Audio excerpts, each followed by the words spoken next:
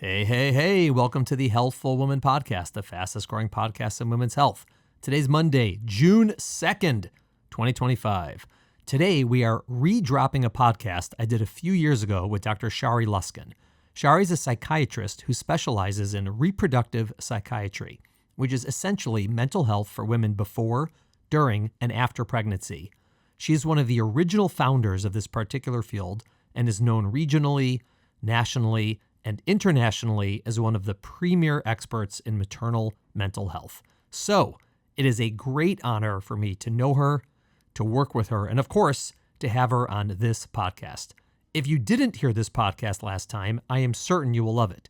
Even if you did hear it last time, it is always wise to refresh our memories on the critical importance of mental health in pregnancy and postpartum, and always for everyone for that matter. All right, thanks for listening. We'll see y'all next week. Welcome to today's episode of Healthful Woman, a podcast designed to explore topics in women's health at all stages of life. I'm your host, Dr. Nathan Fox, an OBGYN and maternal fetal medicine specialist practicing in New York City. At Healthful Woman, I speak with leaders in the field to help you learn more about women's health, pregnancy, and wellness.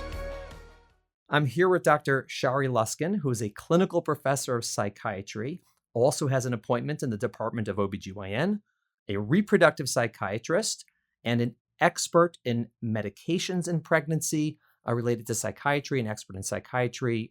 We work together a lot. I'm so happy you're here. Thank you for coming. You're welcome. Thank you for inviting me. Fantastic. So just so our listeners understand a little bit about you, who you are. So tell us a little bit where are you from? How'd you get into medicine, psychiatry, this line of work? And, anything you want to tell us. So I am a native New Yorker, and I'm actually the third generation of physicians in my family. Very nice. I am too. Oh, I didn't realize I'm also, that. third generation. What did your ancestors do? So my father's father, who I'm named after, Nathan Fox also, was an ophthalmologist. And then my father is a neurologist. And then me, I have a brother who's a physician. And also on my wife's side, she's also a third generation. She's not a physician, but her father, her grandfather, her uncle, another uncle, all physicians. Fantastic. Yeah, a lot of doctors, a lot of opinions. Well, my grandfather was an orthopedic surgeon, and my grandmother was an orthopedic surgeon. Whoa. Yeah. Here in New York? Here in New York, she trained at Bellevue in 1918 to 19. And just a little bit of an aside on that one. She was one of two women in her intern year class. I can't imagine there were a lot of orthopedic surgeons who were women in 1918. There weren't even a lot of women doctors, let alone surgeons. Up until 1918, women were not allowed to work as doctors at Bellevue. Really? That's right. They could be nurses, but not doctors. The only reason they took in women physicians in 1918 was because all the men were off at war. That makes sense. That's right. So she did her internship at Bellevue, and then she went on to become an orthopedic surgeon. Right. So that was the only benefit of World War I. And then my father was an orthopedic surgeon. My uncle was an orthopedic surgeon, and I kind of broke the mold. And you thought they were all crazy, so you went into psychiatry. Not exactly. I tried to explain it to my dad that if you drew a line with psychiatry at one end and surgery at the other, when you bent the line and brought them together in a circle, we had a lot more in common than psychiatry did with internal medicine. Okay, so that's he fair. Actually bought that, which was great. Or maybe he just didn't understand it and didn't want to, fess up to that. So you're a New Yorker, third generation physician. That's amazing. So you sort of had a sense that maybe you were going to do this from childhood? I think it was genetically programmed. Okay, that's nice. And so how did you pick psychiatry specifically? Well, I really have made a lot of career decisions based on the mentorship I received. And in our first year of medical school at NYU, we had a really great professor who actually took us out into the field to meet with patients who were chronically mentally ill, and also introduced us to the concept of multifamily groups and peer support. So it was very interesting, very exciting, and just seemed like a great opportunity to have kind of hands-on involvement, somewhat analogous to surgical medicine. Right. And I got hooked. So that's how it happened. And when did you start, I guess, focusing on reproductive psychiatry, or women who are pregnant or getting pregnant or whatnot? That is an interesting story. I had always been interested in the overlap between general medical illnesses and psychiatric disorders. So I did a lot of consultation liaison psychiatry, both as a medical student and as a resident. And I did my residency at Bellevue. Right. And then that was the early part of my career. I focused on that. So I worked with patients who had cardiac disease and neurologic diseases like multiple sclerosis, did a lot of that. And in 1996, I went to a conference at the American Psychiatric Association where I met a group of doctors from Vancouver in British Columbia who had started a program in women's mental health, which was the reproductive psychiatry program there. So their expertise was in treating pregnant and postpartum women. Right. So I attended their course. Nobody was doing this in New York. Right. We had no training in it at Bellevue. Wow. At Bellevue, if you were pregnant and psychotic, treatment was 3 hots and a cot. That was it. Wow. And maybe restraints if you were agitated. Nobody Wow. wanted to medicate them. They suffered through pregnancy terribly. One of my very first patients as a medical student on psychiatry was a pregnant woman with schizophrenia who was completely delusional throughout the whole pregnancy. It was really awful. So anyway, I make the group of psychiatrists who have developed an expertise in using medications in pregnant women in addition to other therapeutic modalities like psychotherapy. Right. Focused psychotherapy. And the light bulb went off and I went up to them afterwards and I said, "Can I come see your program?" And they said, "We'll pick you up at the airport. When are you arriving?" Right. And that was the start of my career in reproductive psychiatry. So I still work with that group. In fact, we're doing a conference.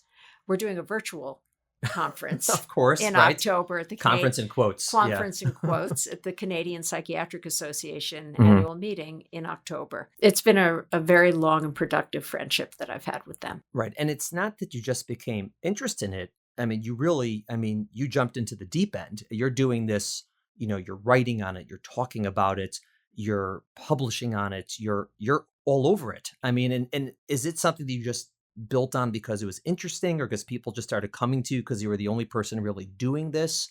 I think it was really, really interesting. And I was very fortunate to have an excellent mentor at NYU in the form of Shari Lusskin, who was the chairman of OBGYN, who said, "This is important. Yeah. You should be doing more of this. I'm going to give you an appointment in our department." Right. And having that kind of backing from somebody who was so talented, so well respected, was really, really important in fostering my career.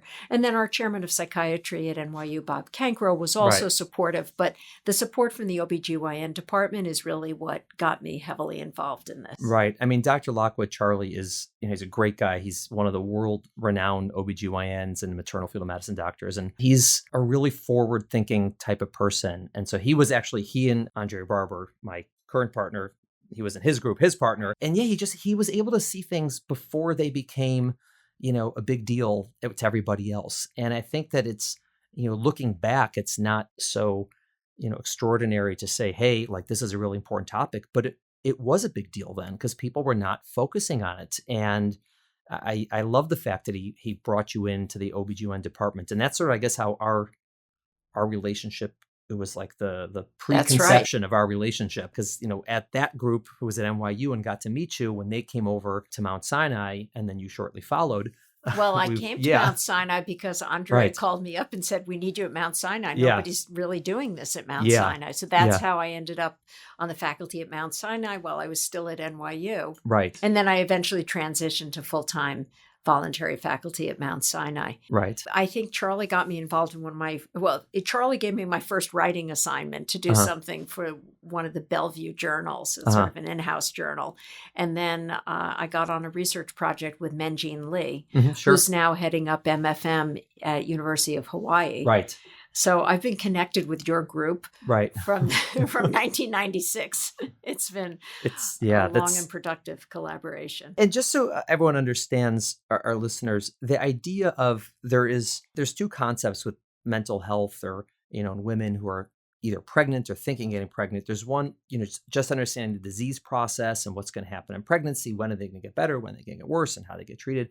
But then the medication piece, which is just huge because so many women are treated with medications if they're not pregnant, which is sort of the mainstay of, not the mainstay, but it's a huge part of psychiatry, and they're getting pregnant. And like you said, in the past, people would just tell them, well, go off your meds because they're going to harm the baby. And that was the prevailing thought. And then it was just a disaster for them. That was a recommendation based on very limited evidence. Right. So as I like to explain to patients, when you come to me or to your internist with a sore throat, the doctor has the ability to take a throat culture to check what kind of bacteria is growing in your throat and then figure out what kind of medication is going to kill that bacteria. So if you have strep, it could be penicillin, it could be amoxicillin, it could be any one of 10 different antibiotics. But there's a way to decide in the laboratory what's wrong and how do we treat it. Right. And those decisions about how to use antibiotics are based on trials with tens of thousands of people, not just looking at the efficacy of the drug, but also the dosing of the drug and the duration of treatment. So in psychiatry, we do not have that kind of information available, especially where perinatal psychiatry is concerned. So people would base their recommendations on a single case or a small case series experience, which really isn't very good. One person can have an adverse reaction to almost anything. Right. It's statistically likely, Right. even if it's rare. Rare things happen rarely. But to be able to really assess the safety of drugs, you need a very, very big clinical trial. And we didn't have that. So instead of acknowledging that we didn't have a lot of data, the default mode was just stop taking your medicine. We were talking before about a phrase that physicians often use. OBGYNs have used this a lot. Stay on your medication if you really need it. In the absence of large-scale clinical trials, doctors often rely on their quote-unquote gut.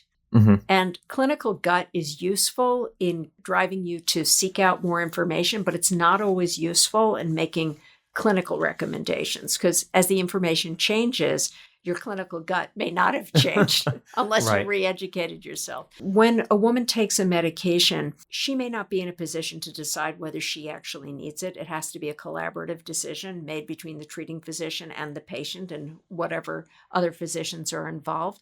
And it can sometimes be very subtle. I don't have a test like a throat culture to say, hey, this is what's wrong with you.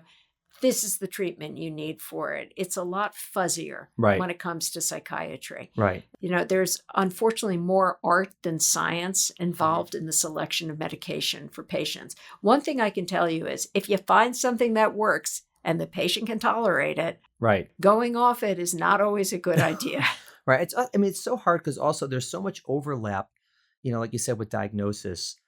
For example, you can have the diagnosis of depression, which is there are criteria and this, but someone could also be depressed, right? And you could be depressed because you lost a loved one. Now, it doesn't mean you have clinical depression and need medication necessarily, because that's something that should be temporary and go away in a few weeks. But if you have a major depression, you have, mental illness, that's not just going to go away. And I think a lot of times doctors, and not just doctors, but we're talking about doctors here, get it wrong. And they think that someone has depression. It just means they're sad and they'll be better in a couple of weeks, or they'll be happier because they're pregnant. But no, they have a disease. Like you wouldn't say that about someone who has diabetes, like because you're pregnant, you don't take your insulin anymore. It doesn't work like that. But for mental health, and some of it is just our culture, our society. Some of it's medical training. Some of it's just, it's hard. But I think we've gotten a lot better, but there was a lot of poor understanding of all this. I think one way to get around that problem is to change the terminology from mental illness to neurobiological disorder. Okay. Which really makes the point that this is a brain-based condition. Right. And it has nothing to do with your moral fiber. Right. Or your inherent resilience or character or your strength as a person. It can happen to really successful people. It can happen to people who were never successful. It happens to poor people. It happens to rich people. But it's a real biological condition. And it may sound a little facetious, but I'll say it anyway. If I take out your brain, you're cured. Right. Absolutely. Works every time. Right.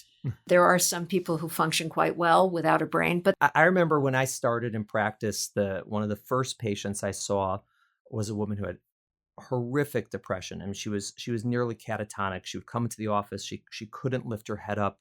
She could not smile. She couldn't carry conversation. The patient herself was in her 40s. Her mother, who was in her mid 70s, would bring her in. And it was horrifying to see. I mean, just, I don't know if I'd ever seen someone who wasn't in the hospital look like that. And ultimately she did get through the pregnancy, and She delivered, and about 2 months later, she came for a postpartum visit. I literally did not recognize her. She's apparently, right? She's a partner at a law firm. She's highly successful. She has like several graduate degrees. She is funny. She's outgoing. And it just difference is finally they got the right treatment and they realized who she was. And if you had met her originally, you would never know any of these things. And like you said, it's a real disease that could happen to anybody. I wouldn't say at any time, it doesn't like just come out of nowhere, but it can happen to anybody. It can. That's the bad news. The good news is we do have treatment available. Yeah. Sometimes as a psychiatrist, I'll say to patients, if I get it right the first time, I'm a genius. Right. But it doesn't always work that way. Sometimes there's a real trial and error process. I spoke with somebody this morning who's going to see me for a pre-pregnancy consultation, somebody who had a history of substance abuse and anxiety and depression and is finally feeling better, ready to have a baby. So she wants to know about the safety of the medication in pregnancy. And I said, by the way, are you using any form of contraception? And she said, no. I said, well, I can see you in 3 weeks. Maybe you could use some contraception till I see you then. And here's the point I'm trying to make, because it's a lot easier to have the discussion about what's safe in pregnancy, what's the best treatment for you and your family before you're pregnant. Right. Once you're pregnant, it's a whole different ballgame. Right. When women get pregnant, they are kind of a moving target. Their hormone levels are changing on an hourly basis, let alone a daily basis. And that can have an effect on the brain because estrogen and progesterone are neuroactive steroids. They're not just about sex. Right. Although sex starts in the brain. It's all there. It's all there. It's all in the brain. That's a good example of why it's so complicated. Right. First, finding out what's wrong. Second, finding out a treatment. And thirdly, what's the reproductive safety data? And fourthly, if you're already pregnant, then I don't want to tinker with too much. Right. Because I may not be able to get you stable again. I think also people overestimate the risks. They assume these medications are going to be much more dangerous than they actually are. And I know that one of the hats you wear is helping this Reproductive Toxicology Center, which is essentially a group that looks at, the potential harmful effects of medications in pregnancy. And you are specifically related to the world of, psychiatric medications.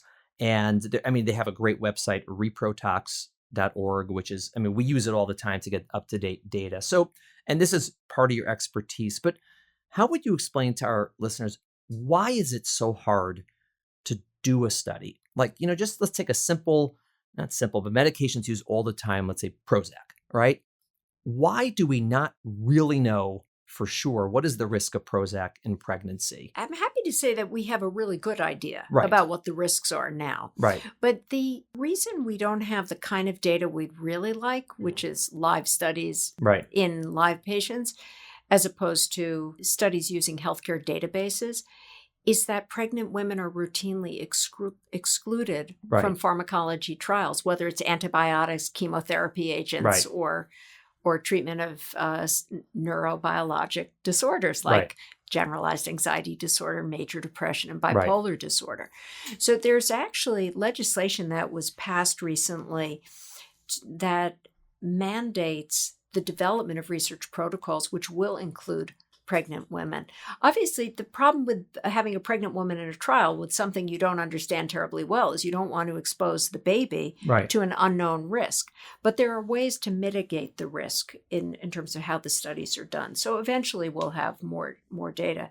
Now what we have on a Prozac, the generic of which is fluoxetine, and similar drugs, is we have healthcare databases collected from around the world where pregnancy outcome is correlated with medication exposure based on prescriptions filled. Right. So we don't have this in the United States, except in certain systems like the Medicaid system, where you can really track prescriptions and clinical outcomes. But in the Scandinavian countries, for example, and in Canada, there are you basically have, you're tracked from cradle to grave with an ID number, and everything that is done is fed into a computer one way or another. And eventually you can look at a given individual's clinical history, and the prescriptions they filled. Now, here's the problem.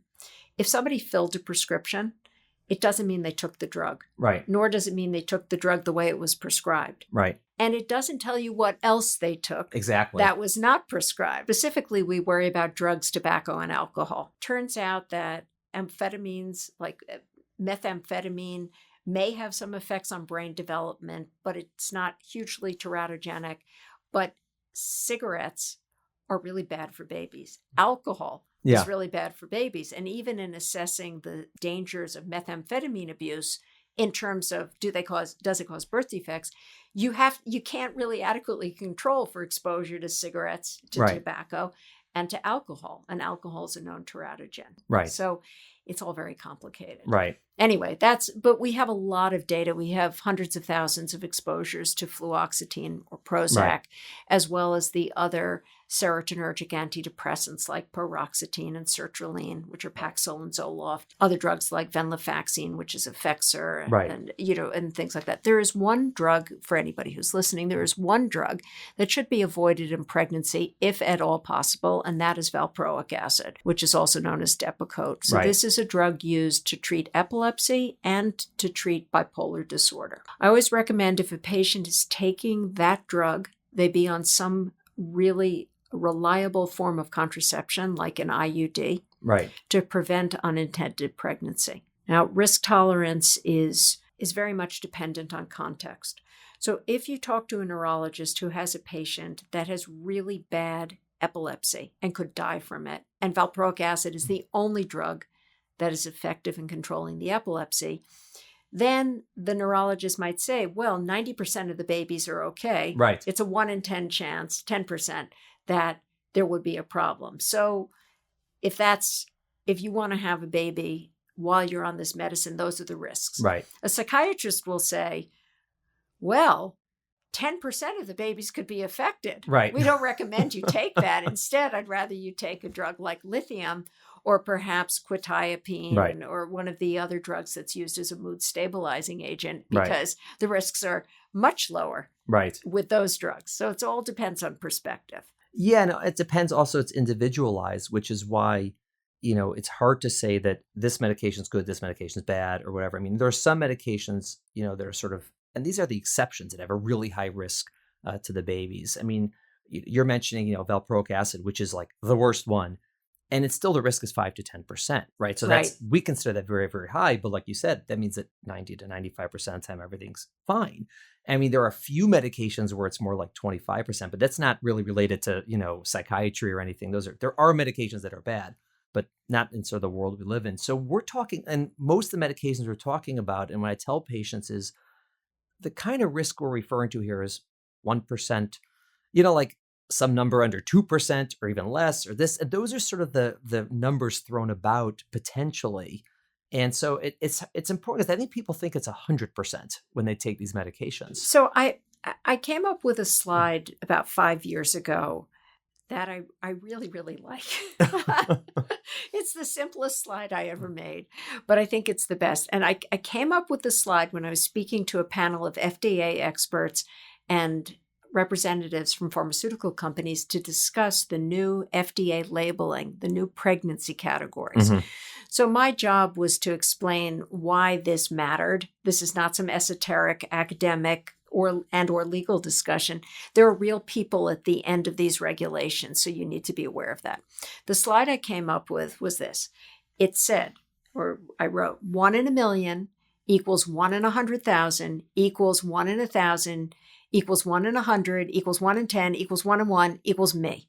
Right. And that's how anxious physicians and anxious patients perceive the risk-benefit analysis. Right. Now, as I have said to you in the past, rare things happen rarely. So you could take a medication and you could have an adverse outcome, and that adverse outcome may be 1 in 40,000, but you could be that one. The chances of you being 1 in 40,000 are actually 1 in 40,000, right, which is a pretty low risk. Right. Now, the background risk of birth defects in the United States is 3 to 5%. This is why MFM exists as a specialty. Right. Because when I delivered my kids, lo, those many years ago, there were no MFM specialists as a subspecialty of OBGYN. Good OBGYNs did a lot of MFM counseling, Correct. whether it was the first ones to have ultrasounds, do amniocentesis, genetic counseling. And as the amount of knowledge has increased, the need for a specialist has increased, kind of like in my field. There you have it. If you understand that the background risk of birth defects is 3 to 5%, and maybe a medication is associated with a 1 in 1,000 chance of something happening, what you see is that the background risks of problems with the pregnancy are much greater than any potential risk from medication. Absolutely. Now, as I said, that 1 in 1,000 figure, I can't even think of a medication in psychiatry other than valproic acid, where there's an increased risk of anything bad happening in terms of birth defects. Not when you look at the studies really carefully. Yes. Okay, that's the key. Anybody can write anything, but it's the methodology and it's the way the data is analyzed that makes the difference. Yeah. I mean, what I tell people is sort of what you're saying before. The only way to know for sure if a medication causes birth defects, and these studies aren't done for obvious reasons, is you take 20,000 women, randomly divide them into 2 groups, give 10,000 the medication and 10,000 something that looks just like it and but doesn't have the medication. From the start, that's not going to get done. You're never going to get numbers like that. You're not going to get people to sign up to take a medication or not take a medication. Plus, what dose you give, all these things. Okay. But if you did that, then you would also, after birth, have to do a full head-to-toe exam and scan and ultrasound and MRI or whatever it is on all 20,000 babies, count the number of birth defects, and if it's really more in one group with the medication, that's your difference. Okay, so that's not being done. It's not done. So what they do is they go back and they look at the 10,000 women who took the medication, they compare them to 10,000 who didn't, and they look at the difference in birth defects, which is a problem for 2 reasons. Number one, they're different, right? The women who took it, as you said, may be more likely to be drinking alcohol or smoking, or maybe they're older, maybe they have medical problems or whatever. Maybe their prenatal care isn't as good. There's a lot of reasons things can happen. And the second thing is their babies get tested more. So they get diagnosed more. And so what I tell women when either I show them a study or they pull a study or we discuss the studies, I say, look, this study showed an increased risk of like 1%. I say, that's like the maximum. And it's probably something much lower than that and maybe 0. It's hard to say for sure. And I'd say, okay, like maybe there's some risk, but going off it has risk. And it's probably greater if she needs the medication to go off the medicine. And what ends up happening is most people, when they sort of realize what we're talking about here and, the likelihood of a problem happening might be higher just from her taking the subway to my office. And so it's generally, they're pretty reassured under that circumstance that it's if I'm not so worried, they shouldn't be so worried. Well, I like the way you explained it. I'd say you ticked all the boxes. There's a concept called confounding by indication, right? Which means that the reason the person took the drug may account for the adverse outcomes. Right. So it's not the drug. That's coincidental. Right. It's the illness. It's like saying insulin is related to birth defects. No, insulin isn't. Diabetes is. Diabetes is, right. Especially if it's not well controlled. Right.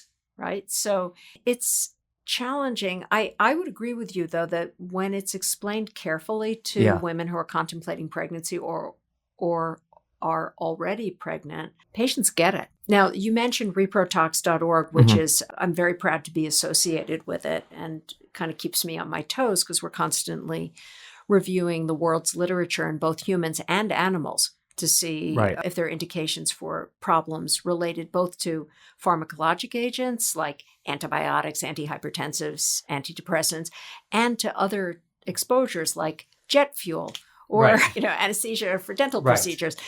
But we have another website that the contributors at Reprotox also contribute to, an organization called mother2baby.org. Right. So Mother2Baby is produced by the Organization for Teratogen Information Specialists. So these are the genetic counselors that you can call up. There are many 800 numbers. I had a dental x-ray. Is my baby going to have a birth defect? You can call various hotlines and you'll get to mother2baby.org. We produce fact sheets that are aimed at the general public. So it's kind of a simplified version of what you might see in Reprotox, but we've really boiled it down to the essential points. And we have, let's say, 6 or 7 or maybe 10 references maximum on that fact sheet, which you can print out, compared to 100 references in Reprotox. It's a great resource for patients. It's highly refereed.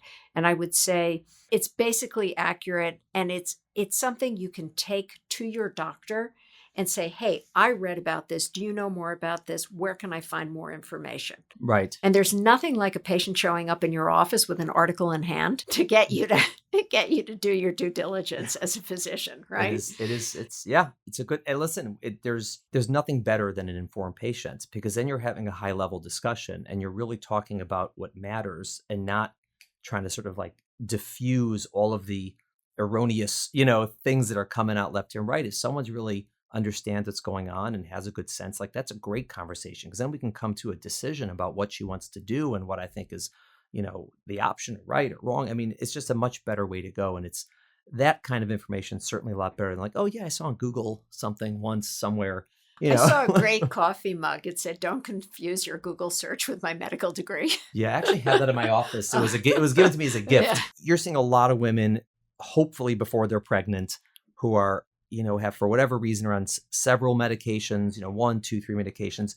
In your experience, when they're talking about pregnancy, are most of them trying to get off their medications to get pregnant, or most of them trying to look for reassurance that it's okay to stay on? I mean, where are they in this process? Well, I get both. Mm-hmm. I want to go back to something you said before quickly. You know how I said you ticked off all the boxes in discussing the literature? Right. I would say the OBGYNs have moved much further than the psychiatrists in understanding the risks of untreated illness in pregnancy. Yeah, well, we have to take care of them. Right, you're getting the calls at 2 a.m. from the highly anxious patient, or the one with obsessive compulsive disorder, or severe depression. I'm really pleased that has happened, that OB has led the charge for acceptance of safe treatments within pregnancy. Psychiatrists, who tend to be anxious as a group to begin with, are still kind of hesitant. And I still have patients calling me up and saying, my doctor said I have to go off my medicine. I'm worried about doing that. I feel so much better on my medicine. Well, like I said before, I never argue with somebody who tells me the medicine is working. Right. Unless it's valproic acid. Right. But in which case I'm like, let's see if we can find an alternative that works. I get both. I get patients who are desperately afraid of being on anything. Mm-hmm. These are the same people who will not have a Diet Coke during pregnancy. They won't have a cup of coffee.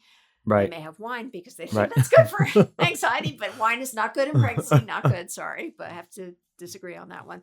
They're the ones who, if you say, well, there's a 1 in 40,000 chance, they're like, oh, that's me. And then I have the other ones who really know how that medicine has helped them. And they may not even be able to articulate the ways in which it's helped them, but they know they feel better. Right. And so they're the ones who want permission to stay on medication. Now, I had an interesting situation arise once when I saw a woman who was postpartum, or maybe she was just at the end of her pregnancy, came to me on medication, doing very well, had been treated for anxiety and depression. And she said to me, my husband wants me to breastfeed, but I can't breastfeed. I'm taking sertraline, which is Zoloft. I looked at her and I thought... There are several odd parts about that statement. Exactly. I'm going to breastfeed because my husband wants me to.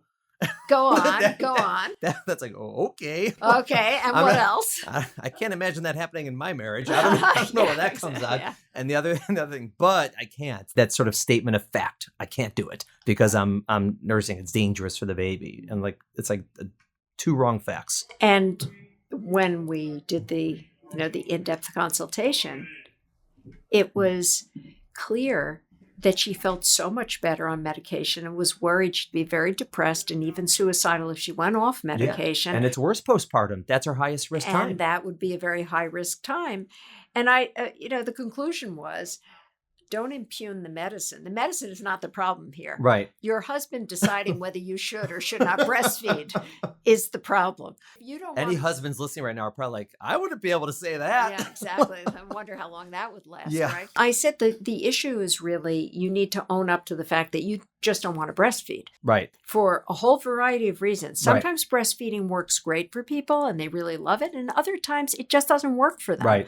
And that's okay. That's why we have formula. It was an interesting discussion. Yeah. But the issue is not the medication. In fact, the exposure during pregnancy is much higher than the exposure through breastfeeding. Right. Oh, absolutely. To the baby. Correct. To the baby. Yes. Right. So when you take a medicine when you're pregnant, the baby sees exactly the same amount of medicine almost as the mother does.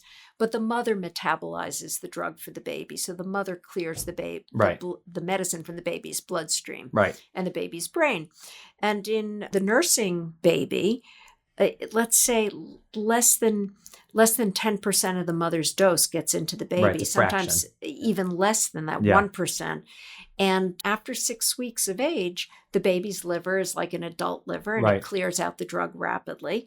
And even in those 6 weeks, the exposure is still that 1 nanogram per ml at less than 10% of the mother's exposure. And so far, there's no damage done from even that small amount of exposure. It's what you said before also so interesting about OBs or MFMs and psychiatrists. I mean, I've had this, countless times where I'm meeting with a patient and she tells me I ask her about a medical history and ask her, she says, I have a history of, anxiety and depression and I was told I have OCD and I was on this medication, that medication. I was hospitalized, 3 times as a teen. And she goes through her history, okay. And I say, how are you doing? She goes, well, I'm doing okay, but my psychiatrist thinks I should do this and this and this.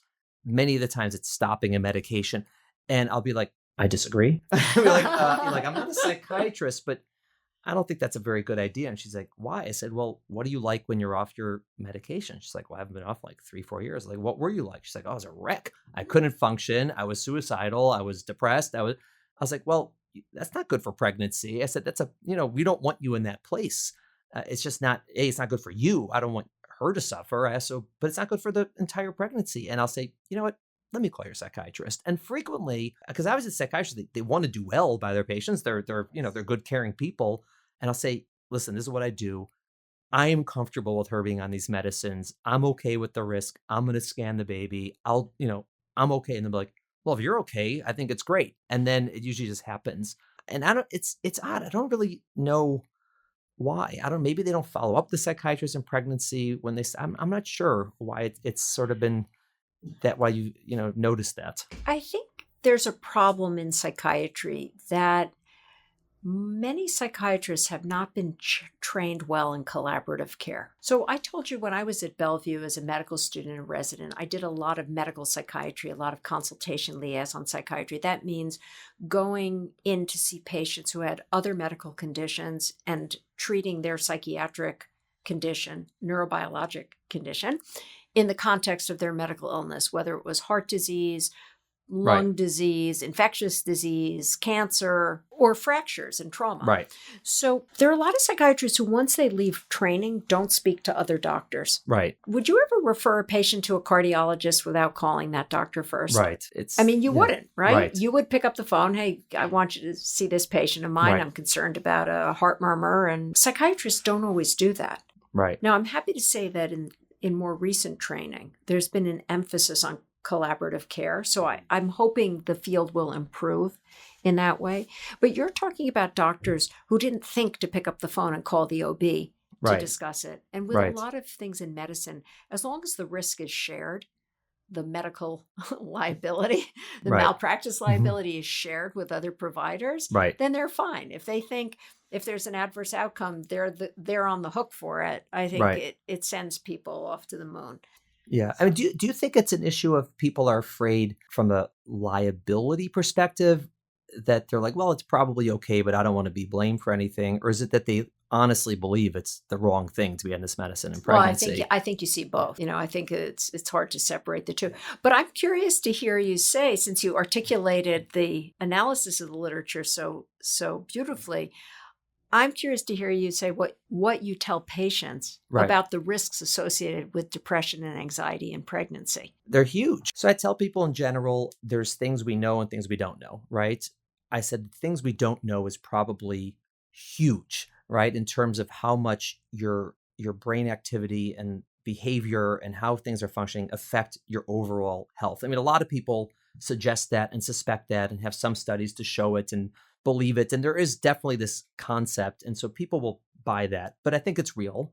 And I mean, there is some data about stress and anxiety in pregnancy causing adverse outcomes, but I said it's going to affect your nutrition. It's going to affect your ability to exercise. It's going to affect your ability to make good decisions. In significant cases, people could have, self-harm. I mean, it can get dangerous for certain people. And I said, the other thing is you're also going to feel miserable. There's no goal to feel miserable in pregnancy. And I said, it's going to be worse after you deliver. Now you're going to have to do this with a baby, your life stressors. You can't sleep right. And there's so many things that are just not going to go well.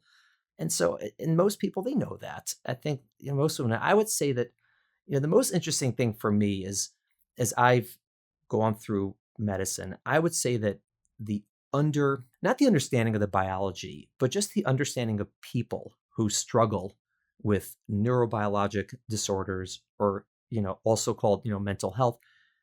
I just understand it better. I don't want to say it's empathy. It's not like so much empathy, like I feel bad for someone. I just sort of get them a little bit more. And, when you're younger and you're training and you see someone who comes into your office or to the hospital and she's got OCD and anxiety, and the first thing you think is, oh God, like this is going to be so hard. She's going to ask 1,000 questions. She's going to be so nervous. It's going to be very difficult. Yeah, listen, if I see someone with very bad hypertension, it's also going to be hard, but I don't complain about it.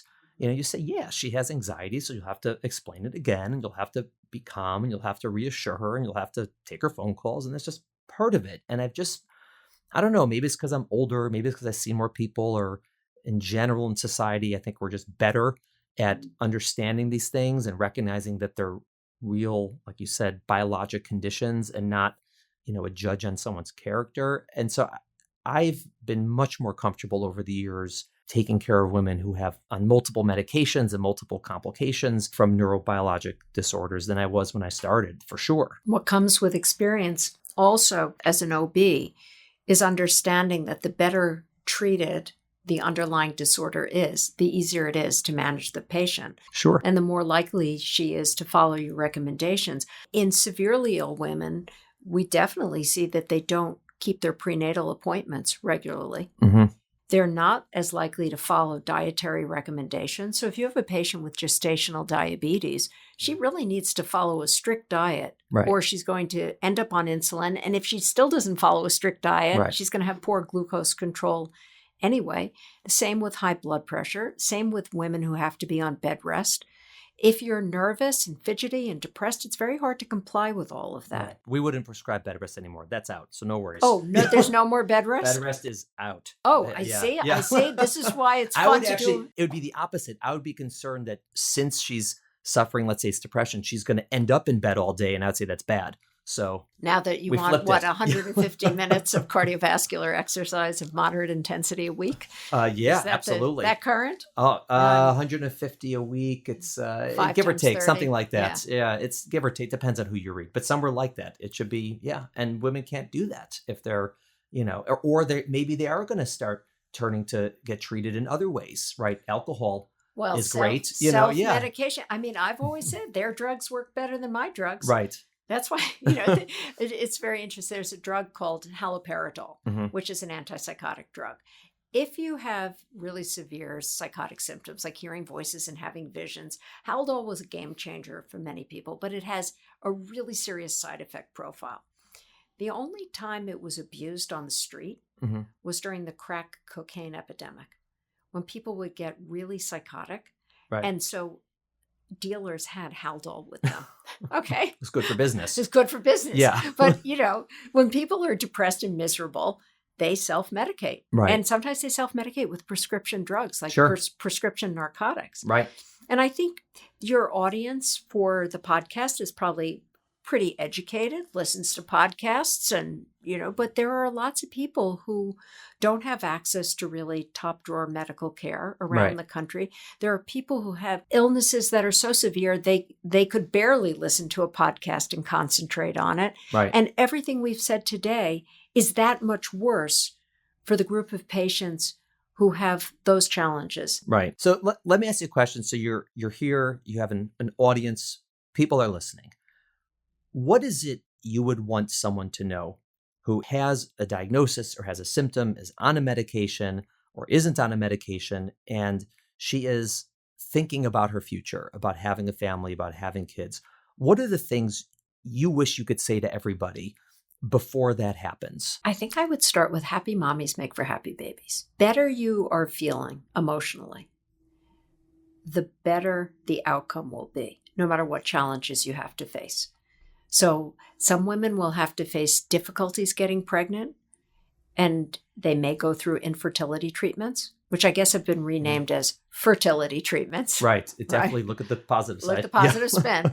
They may have to deal with that challenge. There is, of course, a risk of pregnancy loss in every pregnancy. And if you're not in good shape to begin with, it's going to be that much harder to deal with a pregnancy loss, whether it's an early miscarriage or a stillbirth, which about 1 in 200 among Caucasian women and 1 in 100 among Black women in the United States. So it's really quite a significant. Did I get the numbers right? Yes. I mean, they're very close. Depends on your definitions of all these things. Well, but basically, let's say loss of a baby after 28 weeks. And give or take. It's a little bit less after 28 weeks. That's after 20 weeks, I think. But either way, it's still devastating. It's still not nothing. Oh no, it's higher than people think. It's like it ain't over till it's over. So you got to be in good shape to go through a pregnancy. It's a marathon, not a sprint. I see women, and we've been discussing women who have an identified psychiatric problem before pregnancy, whether it's treated or not treated. We both see a lot of patients like that. But there are also women who were just fine until they got pregnant. Right. And then that's the stressor.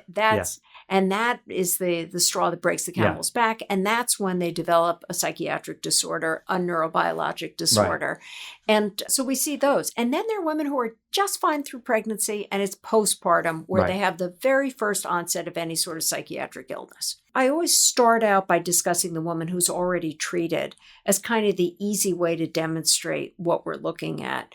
But not everybody knows they had a psychiatric problem that was lurking in the background. Right. That's fair. And it's really shocking to people when they get pregnant and they expect to be happy, but they're not. Right. And one of the risks you didn't mention about depression in pregnancy is not feeling connected to the baby. Yeah. Otherwise known as not bonding to the baby. Right. So bonding begins when the woman realizes she's pregnant. That's the start of the bonding process. Now, not everybody feels bonded right away, but have you ever seen a couple where the woman's, say, 8 weeks pregnant and miscarries, and it's the husband who gets depressed or the partner? Yeah. I mean, unfortunately, we see a lot of miscarriage. We see a lot of pregnancy, see a lot of miscarriage. And I've unfortunately had to break the news to people because it was diagnosed by ultrasound, and you see everything. You see a couple where both of them literally collapse onto the floor. They're inconsolable for 2 hours and they can't be spoken to. Then you see one but not the other. You sometimes see anger fighting with each other. You sometimes see people like literally say, okay. And you're like, and all of them everyone's response is unique. Right. There isn't, a good or a bad response, just people respond differently. But yeah, I've definitely seen situations where the woman in the relationship is okay with it, but she's coping very well. And the, her partner is the husband, whoever is just distraught and devastated. And sometimes it's that she may not have been bonded to the pregnancy or heavily invested in it, because some people don't feel attached to the baby until they can feel the baby move, which can be 15, 16 weeks. And for some people, not until 20 weeks. And they're various. And again, I'll let you give the more detailed talk on that one. So sometimes they didn't feel so bonded. Right. But the partner was intensely invested in the pregnancy from the moment of conception. And it's really interesting when you see that. It's not necessarily a bad thing if the woman is accepting of the early miscarriage. I mean, she may just be realistic about the numbers. But it's really interesting. Now, the problem is if you don't feel connected to the baby during the pregnancy, it's that much harder to feel connected to the baby when you have the baby in your arms. Right. And that's when we really need the mother to feel bonded. Why? Not just because it's nice and cute and it's like a Hallmark card. No. If you don't feel bonded to the baby, it's much harder to take care of that baby. Sure. I mean, babies are 24/7. Right. It's gruesome. I mean, I will tell you, after I had a baby, I was like, oh, I could have been an intern on an internal medicine for a full year. No problem. That was easy. Right. Who knew? Who knew I could not sleep for this long? And still, still function at some level. But it's important to feel connected to the baby. The demands are intense, and you need to be invested in that child in a way that makes it all worthwhile. Right. That you're going to stay up that extra hour, that you're going to get out of bed and feed the baby when the baby is crying, that you're going to console the baby and take good care of it. In extreme cases, you can, women who are very depressed can neglect the baby. Yeah. And it's problematic. And now there's also, I mean, like you said, everybody's individual and how they respond to good news, to bad news. In the same way, you can also have somebody who's severely depressed who takes exquisite care of the baby, but feels no emotional connection to the baby. But they feel compelled to perform in spite of how they feel inside. And that, obviously that's better than the person who neglects the baby completely, but not having that emotional bond with the baby can have an impact on the child's development. Sure. Because when a child develops their emotional brain, it requires a dynamic interaction between the mother or the primary caregiver and that baby. And it's interesting because also a lot of the data on nursing is that the benefits are probably more related to the actual bonding, holding, caressing than to the actual breast milk, which is fascinating. It's really, again, there's probably benefits to both, but it seems like the bulk of it based on the research is not bottle versus breast. It's holding the baby on a regular interval, and having that touch, that skin to skin touch versus not. And it's for the baby's health we're talking about. It's good for the mother too, but we're talking about the baby. And I find that if I have a mom who's very anxious, who's very uncomfortable with nursing because the baby latches, but it hurts her nipples, or she's got mastitis, or the schedule disruptions and the sleep deprivation just make her crazed. In that case, bottle feeding is better. It's less stressful for the mother. She can hold the baby, caress the baby, rock the baby, feed the baby without having to deal with the complications that she has with breastfeeding. We kind of have hinted at it without saying it specifically, but there's such a stigma against psychiatric illness in our society, even though it's better than when I started doing this work. It's less of a stigma, but it's a stigma. But it's still pretty stigmatized. There's still tremendous pressure for women to breastfeed, that they're bad moms if they don't. And not everybody can breastfeed for a whole host of reasons. I can go hours and hours on this. It's a problem that we're still stigmatizing women and men, anyone who has these challenges, these illnesses, whatever it is. And if I could speak to anyone who's not yet pregnant or thinking of getting pregnant, address this before you get pregnant.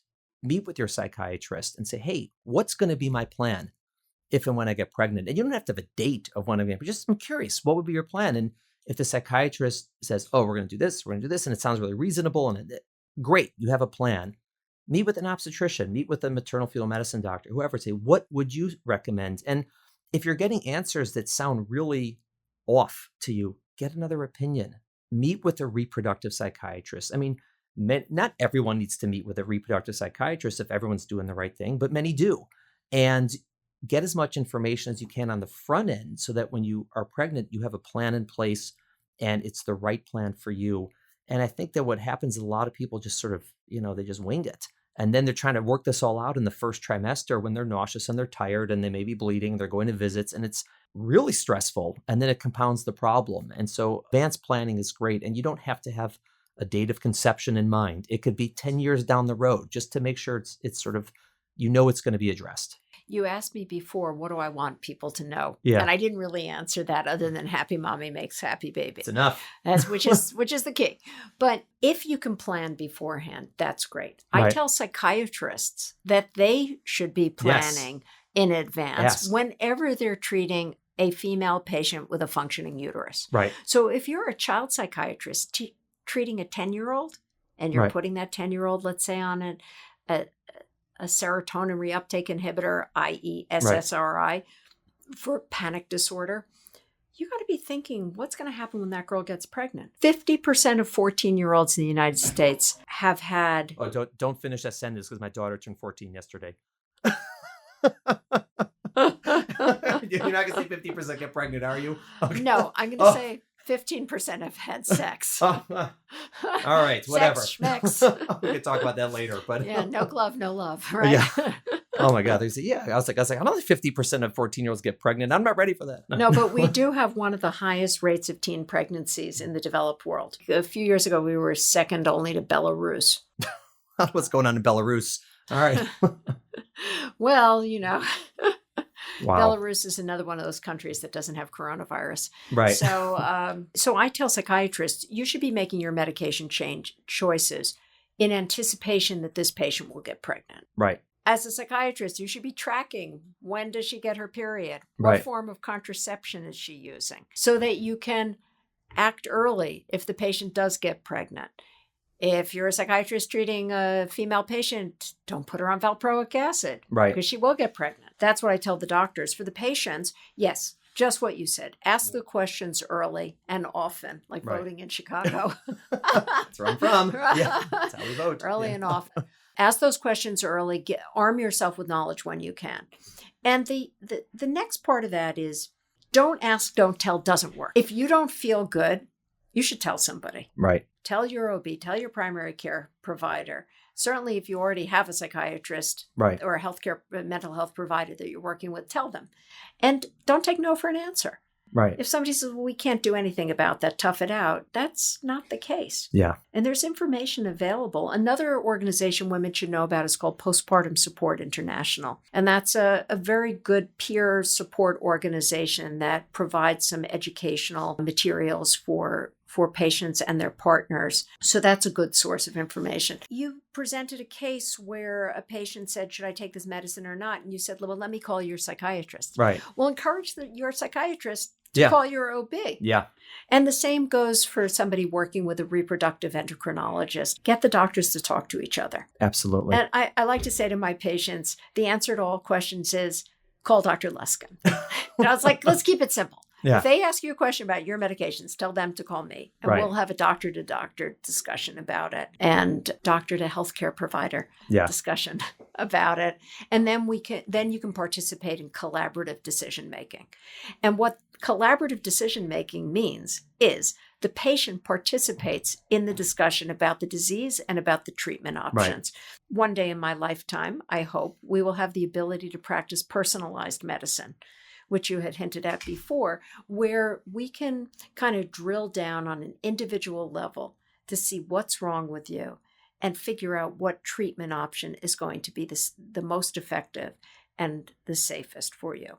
So I'd like to finish my thought on this as if you're on the wrong medicine for the wrong condition at the wrong dose, it really doesn't matter what the reproductive safety data is. Right. Those three things have to be in place first. Right. Before we worry about whether you should stay on your medicine in pregnancy. Shari, thank you so much for coming here today and for talking to our listeners about this. It's such an important topic. I am so glad that you're around. I mean, you are so helpful to us, to our patients, obviously, to everybody with what you do. Just for our listeners, Dr. Lusskin has a website. It's www.shariluskin.md. That's SHARILUSSKINMD.com. We mentioned reprotox.org, which is a little more clinical, but mothertobaby.org. Obviously, there's going to be links on my website as well for healthwoman.com. And we're certainly going to have you on again to discuss maybe specific conditions like, depression or anxiety or bipolar, or schizophrenia, whatever it is, because each of these deserve their own discussion or a specific medication. But again, thank you for coming on. This is a great start to this discussion. And I'm going to continue to convince you to come back and come on. It was a pleasure to be on it, and congratulations on the podcast. I think you're going to reach a lot of women and their families through this, which is a great way to take complicated information and spread the wealth. Thank you so much. Thank you for listening to the Healthful Woman podcast. To learn more about our podcast, please visit our website at www.healthfulwoman.com. That's HEALTHFULWOMAN.com. If you have any questions about this podcast or any other topic you would like us to address, please feel free to email us at hw@healthfulwoman.com. Have a great day. The information discussed in Healthful Woman is intended for educational uses only and does not replace medical care from your physician. Healthful Woman is meant to expand your knowledge of women's health and does not replace ongoing care from your regular physician or gynecologist. We encourage you to speak with your doctor about specific diagnoses and treatment options for an effective treatment plan.